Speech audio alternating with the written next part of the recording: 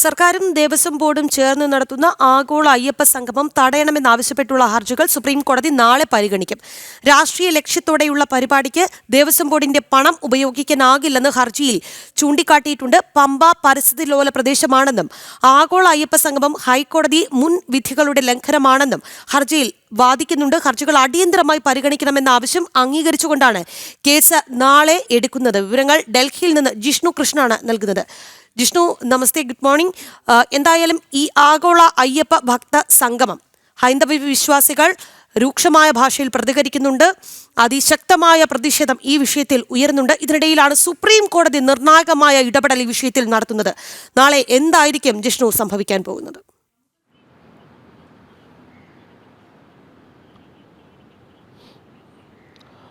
രാഖി, സർക്കാരും ദേവസ്വം ബോർഡും ചേർന്ന് നടത്തുന്ന ആഗോള അയ്യപ്പ സംഗമം, പമ്പയിൽ നടത്തുന്ന ആഗോള അയ്യപ്പ സംഗമം തടയണമെന്നാവശ്യപ്പെട്ടുകൊണ്ടുള്ള ഹർജിയാണ് സുപ്രീം കോടതിയിൽ എത്തിയിട്ടുള്ളത്. ഡോക്ടർ PS മഹേന്ദ്രകുമാർ നൽകിയിട്ടുള്ള ഹർജിയിൽ പ്രധാനമായും 3 വാദങ്ങളാണ് ചൂണ്ടിക്കാണിക്കുന്നത്. ഈ അയ്യപ്പ സംഗമം അത് ദേവസ്വം ബോർഡിനെ മുൻനിർത്തി സർക്കാർ നടത്തുന്ന രാഷ്ട്രീയ പരിപാടിയാണ്.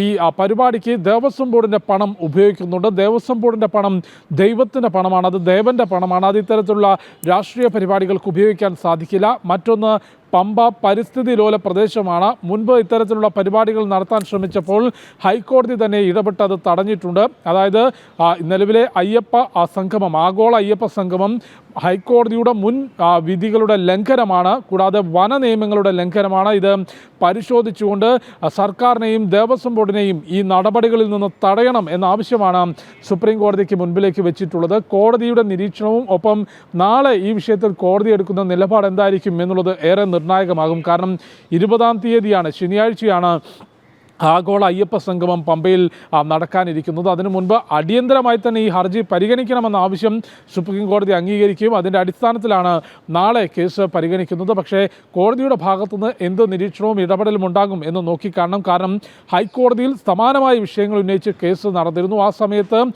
നിയമത്തിന് മുൻപിലേക്ക് സർക്കാരും ദേവസ്വം ബോർഡും കാണിച്ചത് ഈ പമ്പയിൽ നടക്കുന്ന പരിപാടി ദേവസ്വം ബോർഡിൻ്റെ വാർഷിക ആഘോഷങ്ങളുടെ ഭാഗമായി നടക്കുന്നു എന്നുള്ളതാണ്. അത്തരത്തിലൊരു കാര്യം, അത്തരത്തിലൊരു വാദം മുൻപോട്ട് വയ്ക്കുമ്പോൾ അത് തടയാൻ കോടതികൾക്ക് സാധിക്കില്ല. അതോടൊപ്പം തന്നെ ഹൈക്കോടതി കർശനമായ ഉപാധികൾ ഈ അയ്യപ്പ സംഗമത്തിന് മേൽ കോടതിയുടെ ഭാഗത്തുനിന്ന് നടത്തിയിരുന്നു. അതായത് എന്താവശ്യത്തിനാണ് ഈ ഒരു പരിപാടി, അല്ലെങ്കിൽ ഈ പരിപാടിയുടെ ഉദ്ദേശം എന്താണ്, ഈ പരിപാടി നടത്തുന്നതിന് പിറകിൽ ഉദ്ദേശം എന്താണ്, വരവ് ചെലവ് കണക്കുകൾ കൃത്യമായിരിക്കണം തുടങ്ങിയ കർശന ഉപാധികൾ ഹൈക്കോടതി നൽകിയിരുന്നു. സുപ്രീം കോടതിയിലേക്ക് എത്തുമ്പോൾ അതിൽ ഏത് തരത്തിലുള്ള നിരീക്ഷണം ഉണ്ടാകും, ഏതെങ്കിലും തരത്തിൽ സർക്കാരിന് തിരിച്ചടിയാകുന്ന നിരീക്ഷണങ്ങളോ അല്ലെങ്കിൽ പരാമർശങ്ങളോ സുപ്രീം കോടതിയുടെ ഭാഗത്തുനിന്നുണ്ടാകുമോ എന്നാണ് നോക്കിക്കാണേണ്ടത്. ഏതായാലും അയ്യപ്പ സംഗമം, ആഗോള അയ്യപ്പ സംഗമം അത് സർക്കാരിൻ്റെ രാഷ്ട്രീയ പരിപാടിയാണെന്നും ഇത് തുടരാൻ അനുവദിച്ചാൽ ഭാവിയിൽ മതസംഗമത്തിൻ്റെ പേരിൽ സർക്കാരുകൾക്ക് രാഷ്ട്രീയ പരിപാടികൾ സംഘടിപ്പിക്കാൻ സാധിക്കും എന്നുള്ള കാര്യം കൂടി സുപ്രീം കോടതിക്ക് മുൻപിലേക്ക് ചൂണ്ടിക്കാട്ടിയിട്ടുണ്ട്.